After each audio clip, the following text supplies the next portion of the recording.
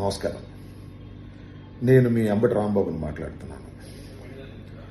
ఒక విషయం మాట్లాడాలి.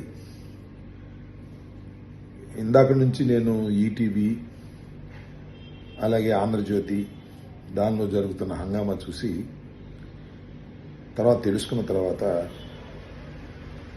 చాలా నవ్వొచ్చింది, చాలా హాస్యాస్పదంగా ఉంది.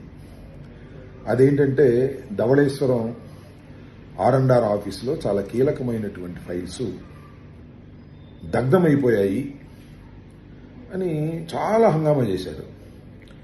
ఇదంతా ఎవరు అవినీతికి పాల్పడ్డ వాళ్ళందరూ కలిసి ఇవన్నీ కూడా దహనం చేసేటటువంటి కార్యక్రమం చేశారు.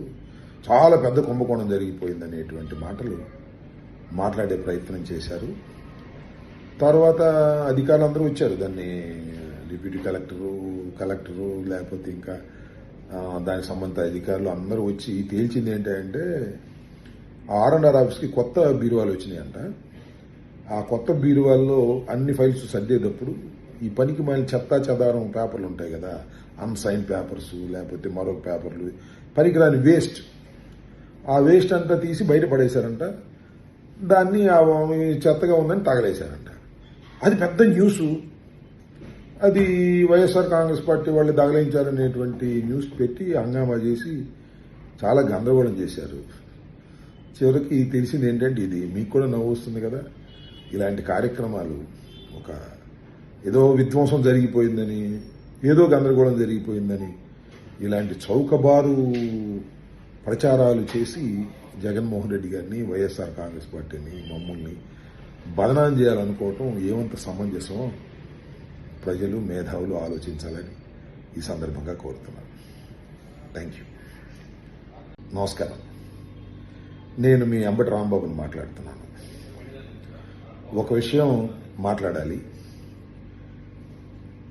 ఇందాక నుంచి నేను ఈటీవీ అలాగే ఆంధ్రజ్యోతి దానిలో జరుగుతున్న హంగామా చూసి తర్వాత తెలుసుకున్న తర్వాత చాలా నవ్వొచ్చింది, చాలా హాస్యాస్పదంగా ఉంది. అదేంటంటే ధవళేశ్వరం ఆర్&ఆర్ ఆఫీసులో చాలా కీలకమైనటువంటి ఫైల్స్ దగ్ధమైపోయాయి అని చాలా హంగామా చేశారు. ఇదంతా ఎవరు అవినీతికి పాల్పడ్డ వాళ్ళందరూ కలిసి ఇవన్నీ కూడా దహనం చేసేటటువంటి కార్యక్రమం చేశారు.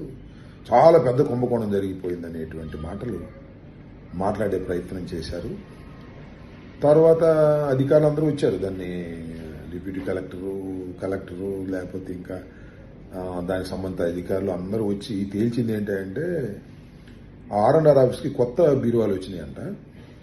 ఆ కొత్త బీరువాల్లో అన్ని ఫైల్స్ సర్దేటప్పుడు ఈ పనికి మళ్ళీ చెత్తా చెదారం పేపర్లు ఉంటాయి కదా, అన్సైన్ పేపర్స్ లేకపోతే మరొక పేపర్లు, పనికిరాని వేస్ట్, ఆ వేస్ట్ అంతా తీసి బయట పడేశారంట.